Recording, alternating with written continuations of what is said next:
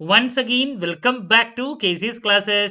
KC's Classesന്റെ മറ്റൊരു വീഡിയോയിലേക്ക് എല്ലാവർക്കും സ്വാഗതം. This is Kiran CS. Calicut university M.Com third semester exams ആണ് നമ്മുടെ മുമ്പിൽ നെക്സ്റ്റ് നടക്കാൻ പോകുന്നത്. സെക്കൻഡ് സെമസ്റ്റർ ഒക്കെ നല്ല രീതിയിൽ ഫിനിഷ് ചെയ്തു.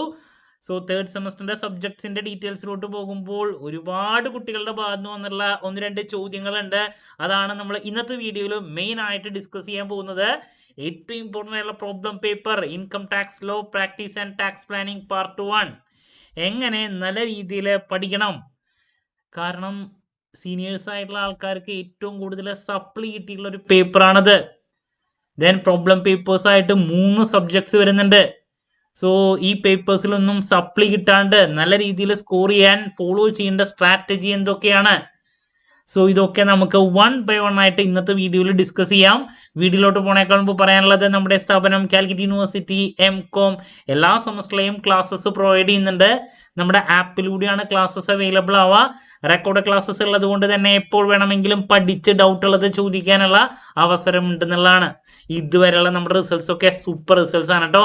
സോ നമ്മുടെ ക്ലാസ്സിൽ ജോയിൻ ചെയ്ത് പഠിച്ച് നല്ല മാർക്ക് മേടിക്കാൻ താല്പര്യമുള്ള കുട്ടികൾക്ക് ഡിസ്ക്രിപ്ഷൻ ബോക്സിലുള്ള എൻ്റെ വാട്സപ്പ് നമ്പറിൽ കോൺടാക്ട് ചെയ്യാം, ക്ലാസ്സസ് ആക്സസ് ചെയ്യാം. ഓക്കെ, സോ നമുക്ക് എന്തെങ്കിലും വീഡിയോയിലോട്ട് കിടക്കാം. അപ്പോൾ തേർഡ് സെമസ്റ്ററിൽ നമുക്ക് വരുന്ന സബ്ജക്ട്സ് ഇതൊക്കെയാണ്. ഓൾറെഡി എല്ലാവർക്കും അറിയാമെന്ന് ഞാൻ പ്രതീക്ഷിക്കുന്നു. ആദ്യത്തെ പേപ്പർ പ്രോബ്ലം പേപ്പറാണ്. ഫിനാൻഷ്യൽ മാനേജ്മെന്റ് വളരെ ഇമ്പോർട്ടൻ്റ് ആയിട്ടുള്ള പേപ്പറാണ്. ഡെപ്തിൽ പഠിക്കാനുണ്ട്. ഇപ്പോൾ BComന് നിങ്ങൾ ഫിനാൻസ് പഠിക്കാത്ത കുട്ടികളാണ് എങ്കിൽ നിങ്ങൾക്കിത് പുതിയൊരു പേപ്പറായിരിക്കും. ഫിനാൻസ് പഠിച്ചവർ ഫിനാൻഷ്യൽ മാനേജ്മെന്റിലെ പല കാര്യങ്ങളും ഓൾറെഡി പഠിച്ചിട്ടുണ്ടായിരിക്കും. ദെൻ രണ്ടാമത്തെ പ്രോബ്ലം പേപ്പർ ഞാൻ നേരത്തെ മെൻഷൻ ചെയ്തു, ഏറ്റവും കൂടുതൽ കുട്ടികൾക്ക് സപ്ലി ലഭിക്കുന്ന സബ്ജക്റ്റ് ആണ് income tax law practice and tax planning part 1. എല്ലാ സെമസ്റ്ററിലും ഒരു ഗൂഗിളി പേപ്പർ വരാറുണ്ട്. പലപ്പോഴും ഇൻകം ടാക്സ് ആണ് ആ പേപ്പർ ഗൂഗിളി പേപ്പറായിട്ട് വരുന്നതെങ്കിലാണ് കുട്ടികൾക്ക് പലപ്പോഴും സപ്ലി ഏറ്റവും കൂടുതൽ കിട്ടാറ്. എല്ലാ സെമസ്റ്ററിലും 5 എണ്ണത്തിൽ ഒരെണ്ണം ഗൂഗിളി പേപ്പർ എന്ന് പറഞ്ഞാൽ ഉദ്ദേശിക്കുന്നത് നല്ല ഡിഫിക്കൽട്ടായിട്ടുള്ളൊരു പേപ്പർ ഉണ്ടാവും. അത് ടാക്സ് ആയിട്ടാണ് വരുന്നതെങ്കിലാണ് ഏറ്റവും കൂടുതൽ പേർക്ക് അതിൽ സപ്ലി ലഭിക്കുന്നത്. അപ്പോൾ അങ്ങനെ ഡിഫിക്കൽട്ടായിട്ട് വന്നാലും അതിനെ ഓവർകം ചെയ്ത് നല്ല സ്കോറിലോട്ട് എത്തിച്ചേരാൻ നമ്മൾ ചെയ്യേണ്ട കാര്യങ്ങളൊക്കെ നമ്മൾ പറയുന്നതായിരിക്കും. അപ്പോൾ income tax law practice and tax planning മറ്റൊരു പേപ്പർ പറഞ്ഞു. പിന്നെ റിസർച്ച് മെത്തഡോളജി തിയറി പേപ്പറാണ്. അതിൽ ചെറിയ പോർഷനൊക്കെ പ്രോബ്ലംസ് ഉണ്ടെങ്കിൽ മെയിനായിട്ട് തിയറി തന്നെയാണത്. പിന്നെ ഇലക്റ്റീവ്സ് ആണ് 2 ഫിനാൻസ് പേപ്പർ റിലേറ്റ് ചെയ്തിട്ടുള്ള കാര്യങ്ങളുണ്ടായിരിക്കും. മാർക്കറ്റിംഗ് ആണെങ്കിൽ മാർക്കറ്റിംഗ്. അതിൽ ഫിനാൻസ് സ്പെഷ്യലൈസ് ചെയ്തിട്ടുള്ള കുട്ടികൾക്ക് പ്രോബ്ലം പേപ്പർ ഒരെണ്ണം വരുന്നത് ഇൻവെസ്റ്റ്മെൻറ്റ് മാനേജ്മെൻ്റ് ആണ്. ഓക്കെ, അപ്പോൾ ഇങ്ങനെ 5 സബ്ജക്ട്സ് നിങ്ങൾക്ക് ടോട്ടൽ തേർഡ് സെമസ്റ്ററിൽ പഠിക്കാനുള്ളത്. 2 ഇലക്റ്റീവും 3 മെയിൻ പേപ്പേഴ്സും. അപ്പോൾ നമുക്കതിൻ്റെ സിലബസിൻ്റെ ഡീറ്റെയിൽസിലോട്ടൊക്കെ ഒന്ന് പോവുകയാണെങ്കിൽ നമുക്ക് കാണാൻ സാധിക്കും എത്രത്തോളം ഡെപ്തിലുണ്ട്, എത്ര പെർസെൻറ്റേജ് ഓരോ കാര്യങ്ങൾ പഠിക്കാനുണ്ടെന്നുള്ളത്. അപ്പോൾ അതിലാദ്യത്തെ നമുക്ക് ഫിനാൻഷ്യൽ മാനേജ്മെൻറ്റിൻ്റെ ഡീറ്റെയിൽസിലോട്ട് കിടക്കാം. FM. അപ്പോൾ ഞാൻ പറഞ്ഞു ഡിഗ്രിക്ക് പഠിച്ചിട്ടുള്ള ആൾക്കാർക്ക് ഒരു ടച്ച് ഉണ്ടായിരിക്കും. ഇതിൽ പഠിക്കാനുള്ള കാര്യങ്ങൾ ഫൗണ്ടേഷൻ ഓഫ് ഫിനാൻസ് തിയറിയാണ് ഫസ്റ്റ് ചാപ്റ്റർ. എന്താണ് ഫിനാൻസ്, അതിനെപ്പറ്റിയുള്ള ബേസിക് കൺസെപ്റ്റ്സ്, ഇതൊക്കെയാണ് ഫസ്റ്റ് ചാപ്റ്ററിൽ പഠിക്കാനുള്ള. Financial manager, then tax environment for financial decision, compounding, discounting, ചെറിയ പ്രോബ്ലംസ് ഒക്കെ വെച്ചിട്ടുള്ള ബേസിക്സ് ആണത്. ഇനി സെക്കൻഡ് മൊഡ്യൂൾ മുതലാണ് ഡീറ്റെയിൽ പ്രോബ്ലംസ് പഠിക്കാനുള്ള. അതിൽ sources of long time finance and cost of capital ഒരുപാട് റിപ്പീറ്റായിട്ട് ചോദ്യങ്ങൾ വരുന്ന ഒരു ഏരിയ ആണ്. 3 വെയിറ്റേജ് 2 വെയിറ്റേജ് ചോദ്യങ്ങളൊക്കെ വരാറുള്ളതാണ്. വളരെ ഇമ്പോർട്ടൻ്റ് ആയിട്ടുള്ളൊരു ഏരിയ. പിന്നെ വർക്കിംഗ് ക്യാപിറ്റൽ മാനേജ്മെൻ്റ് ആണ് പിന്നത്തെ വരുന്നത്. ലെങ്തി ആണ്. Then the most important module number 4. ഇതൊക്കെ എങ്ങനെ പഠിക്കേണ്ടത് എന്നുള്ളത് ഞാൻ ഡീറ്റെയിൽ ആയിട്ട് ഇനി സെപ്പറേറ്റ് വീഡിയോയും ചെയ്യുന്നുണ്ട്. ഇതിൽ ഒക്കെ ഒന്ന് മെൻഷൻ ചെയ്ത് പോകുന്നുണ്ട് കേട്ടോ. ലിവറേജ് ഏറ്റവും ഇമ്പോർട്ടൻ്റ് ആയിട്ടുള്ള ഏരിയ. അതിൽ EBI TPS ഇതൊക്കെ മനസ്സിലാക്കണം. പിന്നെ net income approach, capital structure theories വളരെ ഇമ്പോർട്ടൻ്റ് ആയിട്ടുള്ളൊരു മൊഡ്യൂളാണ് മൊഡ്യൂൾ നമ്പർ 4. ഓക്കെ, ചങ്ക് മൊഡ്യൂൾസിൽ ഒരെണ്ണമാണ്. ലാസ്റ്റ് വരുന്നത് ഡിവിഡൻ്റ് ആണ്. ഡിവിഡൻഡ് പോളിസി, ഡിവിഡൻഡ് തിയറീസ് അതൊക്കെ ഇൻക്ലൂഡ് ചെയ്തിട്ടുള്ളത്. അപ്പോൾ അങ്ങനെ പ്രോബ്ലം പേപ്പറാണെന്ന് ഞാൻ പറഞ്ഞു. 70% പ്രോബ്ലമാണ്, 30% തിയറി. അപ്പോൾ ഇതിൽ നമ്മൾ പഠിക്കേണ്ട ഓർഡറും കാര്യങ്ങളൊക്കെ ഞാൻ എന്തായാലും പറഞ്ഞു തരുന്നുണ്ട്. എന്നാലും ഈ ഒരു വീഡിയോയിൽ ജസ്റ്റ് ഒന്ന് മനസ്സിലാക്കി ജസ്റ്റ് ഒന്ന് കൺവേ ചെയ്യാണ്. പ്രോബ്ലംസ് നന്നായിട്ട് കോൺസെൻട്രേറ്റ് ചെയ്യണം. അതിൽ എസ്പെഷ്യലി നിങ്ങൾ കോസ്റ്റ് ഓഫ് ക്യാപിറ്റൽ വെച്ച് സ്റ്റാർട്ട് ചെയ്യേണ്ടതായിട്ട് വരും. അതിനുശേഷം leverage, capital structure, dividend, then working capital, ബാക്കിയുള്ള ഏരിയാസ്. ഈ ഒരു ഓർഡറിലോട്ടൊക്കെ നിങ്ങൾ പോകുന്നതാണ് ഏറ്റവും നല്ലത്. ഞാൻ ഡെപ്തിൽ ഓരോ സബ്ജക്റ്റിനെ റിലേറ്റ് ചെയ്തിട്ടുള്ള വീഡിയോസ് ചെയ്യുന്നതായിരിക്കും. ഇതാണ് FM-ൽ നിങ്ങൾക്ക് പഠിക്കാനുള്ള നല്ല രീതിയിൽ എഫേർട്ട് എടുക്കേണ്ട ഒരു സബ്ജക്റ്റാണ് കേട്ടോ. ഇനി നമ്മുടെ മെയിൻ സബ്ജക്റ്റ് ഇൻകം ടാക്സ്. ഇതിനെ കണ്ടിന്യൂഷൻ നമുക്ക് 4 സെമസ്റ്ററിൽ പഠിക്കാനുണ്ട്. അപ്പോൾ ഒരുപാട് കുട്ടികൾ ചോദിക്കും ഇൻകം ടാക്സിൻ്റെ കാര്യങ്ങൾ വരുമ്പോൾ ഓരോ ബഡ്ജറ്റ് അനുസരിച്ച് ഓരോ വർഷം വ്യത്യാസങ്ങളില്ലേ എന്നുള്ളത്. അപ്പോൾ എന്താണ് പറയുക, ഇപ്രാവശ്യത്തെ കഴിഞ്ഞ പ്രാവശ്യത്തിന് നമ്മൾ കാര്യമായിട്ടുള്ള ചേഞ്ചസ് ഒന്നും ഇല്ല. മനസ്സിലാവുന്നുണ്ടോ? വലിയ വ്യത്യാസങ്ങളെന്നൊക്കെ പറയാൻ ഇല്ല. അപ്പോൾ നിങ്ങൾക്ക് പഠിച്ചു തുടങ്ങാം, നോ പ്രോബ്ലം. നമുക്കിതിൽ പഠിക്കാനുള്ളത് 5 ഹെഡ്സ്, പിന്നെ ടോട്ടൽ കമ്പ്യൂട്ടേഷൻ കാര്യങ്ങൾ മാത്രമാണ് ഇൻഡിവിജ്വലിൻ്റെ. അപ്പോൾ 3rd സെമസ്റ്ററിൽ കാര്യമായിട്ടുള്ള ചേഞ്ചസ് ഒന്നും പറയാനില്ല. അതിലിപ്പോൾ നമുക്ക് മെയിനായിട്ടുള്ള ടോപ്പിക് എന്ന് പറയുന്നത് ബേസിക് കൺസെപ്റ്റ്സ്, അതെല്ലാവർക്കും അറിയാലോ ടാക്സിൻ്റെ. പിന്നെ 5 ഹെഡ്സ് ആണ് നെക്സ്റ്റ് വരുന്നത്. അത് സാലറി, HP, അതുപോലെ തന്നെ PGBP, capital gain, other source, 5 heads വരുന്നു. പിന്നെ അസസ്മെൻ്റ് ആണ്. അതിൽ മെയിനായിട്ട് ഇൻഡിവിജ്വലിനെയാണ് നമുക്ക് കോൺസെൻട്രേറ്റ് ചെയ്യേണ്ടത്. പിന്നെ തിയറീസ് വരുന്നുണ്ട്, ഇൻകം ടാക്സ് അതോറിറ്റീസ്, പിന്നെ procedure for assessment of income tax theory, ചെറിയ പ്രോബ്ലംസ് ഒക്കെ വെച്ചിട്ടുള്ള. അപ്പോൾ 70% പ്രോബ്ലം, 30% തിയറി. അപ്പോൾ വലിയൊരു സബ്ജക്റ്റാണ് ഇൻകം ടാക്സ്. കാരണം എന്താ വെച്ചിട്ടുണ്ടെങ്കിൽ ഇപ്പോൾ നിങ്ങൾ ഡിഗ്രിക്ക് 5th സെമസ്റ്ററിൽ പഠിച്ചിട്ടുള്ളത് ഈ 2 മൊഡ്യൂളായിട്ട് ഇട്ടിരിക്കുക. 5th നിങ്ങൾ പഠിച്ചത് ഈ 2 മൊഡ്യൂളായിട്ട് ഇട്ടിരിക്കുകയാണ്. ദെൻ 6th നിങ്ങൾ പഠിച്ച കാര്യമാണ് പിന്നെ മൊഡ്യൂൾ നമ്പർ 3 ഇട്ടിരിക്കുന്നത്. പിന്നെ ബാക്കിയുള്ളത് അഡീഷണൽ ആയിട്ട്.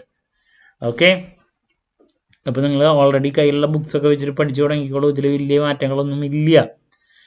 ഇപ്പോൾ പഠിക്കുന്ന സമയത്ത് ഇപ്പോൾ ഫിനാൻഷ്യൽ ഇയർ ഇപ്പോഴത്തെ വരുന്നത് 25-26, പ്രീവിയസ് ഇയർ 24-25. ആ പറച്ചിലിന് മാത്രമേ ഒരു വ്യത്യാസമുള്ളൂ. അതല്ലാണ്ട് വേറെ കാര്യങ്ങളിലൊന്നും മാറ്റങ്ങളോ ഒന്നും ഡീറ്റെയിൽസ് വന്നിട്ടില്ല.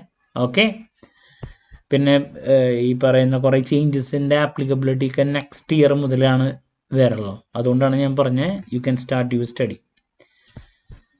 സോ ദാറ്റ്സ് അബൌട്ട് ഇൻകം ടാക്സിൻ്റെ കാര്യങ്ങൾ.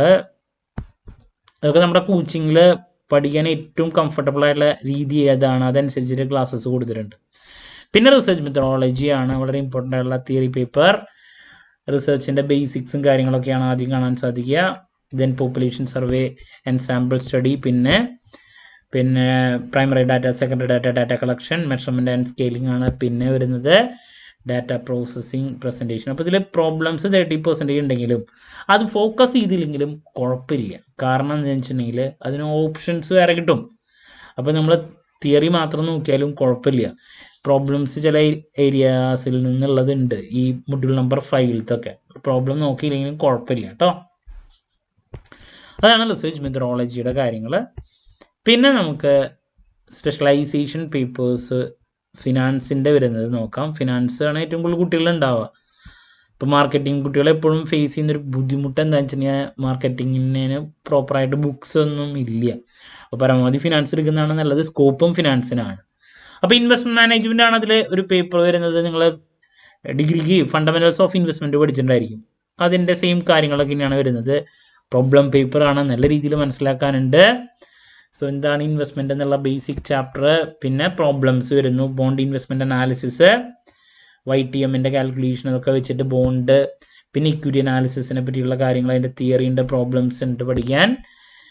പിന്നെ portfolio analysis, portfolio selection problems, മാർക്കോവിറ്റ്സിൻ്റെ മോഡല്, പിന്നെ പോർട്ട്ഫോളിയോ മാനേജ്മെൻറ്റ് ലാസ്റ്റ് മൊഡ്യൂൾ വരുന്നു. അതിൽ തിയറി, പ്രോബ്ലംസ്. ഓക്കെ, അപ്പോൾ ഇങ്ങനെ 3 പ്രോബ്ലം പേപ്പേഴ്സ് നമുക്ക് 3rd സെമസ്റ്ററിൽ വരുന്നുണ്ട്. ആൻഡ് ഫൈനലി ഉള്ളത് തിയറി പേപ്പറാണ്, financial markets and institutions.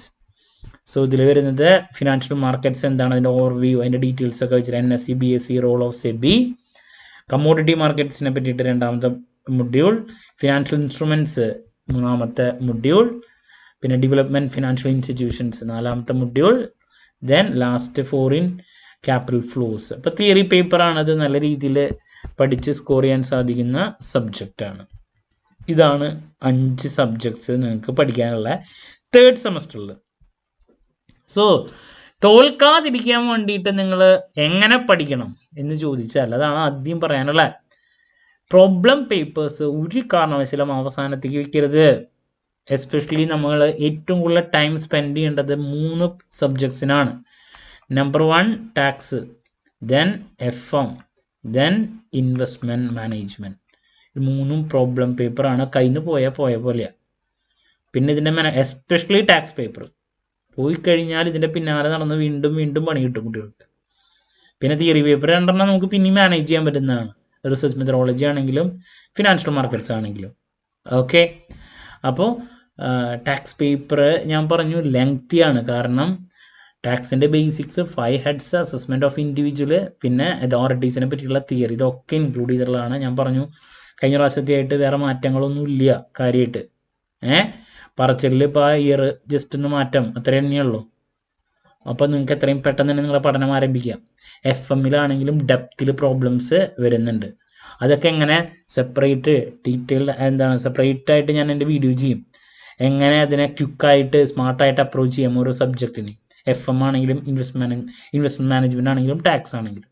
Okay, അപ്പോൾ ഇതിലെ പ്രോബ്ലം ഏരിയാസ് പിക്ക് ചെയ്ത്, ഇപ്പോൾ ടാക്സിനൊക്കെ പഠിക്കുമ്പോൾ ഞാൻ എപ്പോഴും സജസ്റ്റ് ചെയ്യുന്നൊരു കാര്യമാണ്. ഇപ്പോൾ 5 ഹെഡ്സ് പഠിക്കുമ്പോൾ യു സ്റ്റാർട്ട് വിത്ത് HP. പല കുട്ടികളും 5 ഹെഡ്സ് എന്ന് പറയുമ്പോൾ ആദ്യം സാലറി പഠിച്ച്, പിന്നെ HP പഠിച്ച്, PGBP പഠിച്ച്, ഇങ്ങനെ പഠിക്കാൻ നോക്കുമ്പോഴേ സാലറി തന്നെ വലിയ ടോപ്പിക്കാണ്. അപ്പോൾ ടാക്സ് പഠിച്ചു തുടങ്ങി, സാലറി തന്നെ ആയിട്ടില്ല, ഒരുത്തിലെത്താത്ത പോലെ ഇരിക്കും. സ്മാർട്ട് അപ്രോച്ച് എന്താ? ഏറ്റവും സിമ്പിളായിട്ടുള്ളത്, നമ്മളൊക്കെ കംഫർട്ടബിൾ ആയിട്ടുള്ള ഏരിയ ആദ്യം പഠിക്കുക. No problem. ടാക്സിൻ്റെ ബേസ് പഠിച്ചു, അതിനുശേഷം HP നോക്കുക. വേഗം അവസാനിപ്പിക്കാൻ പറ്റുന്നൊരു ഹെഡാ. ക്യാപിറ്റൽ ഗെയിനിലോട്ട് ചാടാ, കുറച്ചും കൂടി ക്വിക്കായിട്ട് കിട്ടും. അതർ സോഴ്സ് പഠിക്കുക, വേഗം അവസാനിപ്പിക്കാൻ പറ്റുന്ന. പിന്നെ PGBP, സാലറി. മനസ്സിലാവുണ്ടോ? അപ്പോൾ ഇത് കുറച്ചും കൂടി വേഗം നമ്മുടെ പോർഷൻസ് കഴിയും. അപ്പോൾ ഈ അപ്രോച്ച്, അതുപോലെ ഞാൻ FM-ൽ ഞാൻ പറഞ്ഞു കോസ്റ്റ് ഓഫ് ക്യാപിറ്റൽ പഠിച്ചു തുടങ്ങുമ്പോൾ നമുക്കൊരു കംഫർട്ടാണ്. ലിവറേജിലോട്ട് പോവുക, ക്യാപിറ്റൽ സ്ട്രക്ചർ, ഡിവിഡൻഡ്, പിന്നെ വർക്കിംഗ് ക്യാപിറ്റൽ, ബാക്കിയുള്ള ഏരിയാസ്. ഓർഡറിൽ പഠിച്ചു കഴിഞ്ഞിട്ടുണ്ടെങ്കിൽ ഇതൊന്നും ഈ അടുത്ത കാലത്ത് കഴിയില്ല. ഇൻവെസ്റ്റ്മെൻറ്റ് മാനേജ്മെൻ്റ് ആണെങ്കിലും പഠിക്കുന്ന സമയത്ത് സ്മാർട്ട് അപ്രോച്ച് എടുക്കുക. ബേസിക് തിയറി നോക്കിയതിന് ശേഷം ഞാൻ എന്തെങ്കിലും സെപ്പറേറ്റ് വീഡിയോ ചെയ്യും. YTM-ൻ്റെ കാര്യങ്ങൾ വലിച്ചു വാരി പഠിക്കാണ്ട് മെയിനായിട്ടുള്ള ഇപ്പോൾ പോർട്ട്ഫോളിയോ അനാലിസിസ്, പോർട്ട്ഫോളിയോ മാനേജ്മെൻറ്റ്, അങ്ങനെ റിപ്പീറ്റായിട്ട് എക്സാമിന് വരുന്ന ഏരിയാസ് പിക്ക് ചെയ്ത് പഠിക്കുക. പിന്നെ പ്രോബ്ലം സബ്ജക്ട്സ് നിങ്ങൾ എത്രയും പെട്ടെന്ന് തന്നെ പഠിച്ചു തുടങ്ങുക. എക്സാമിൻ്റെ ലാസ്റ്റ് സമയത്തേക്ക് വെക്കാതിരിക്കുക. ഏറ്റവും കൂടുതൽ റിവിഷന് വേണ്ടിയിട്ട് ചെയ്ത് പഠിക്കാൻ ശ്രമിക്കുക. ഓക്കെ, അപ്പോൾ എല്ലാവരുടെ ഇതും പറയാനുള്ളൊരു കാര്യമാണ്, സ്മാർട്ടായിട്ട് പഠിക്കാൻ എന്ത് ചെയ്യണം? ബുക്ക് കിട്ടി ഓർഡറിലല്ല പഠിക്കേണ്ടത്. എക്സാമിന് കൂടുതൽ മാർക്സ് വരുന്ന ഏരിയ നോക്കി പഠിക്കുക.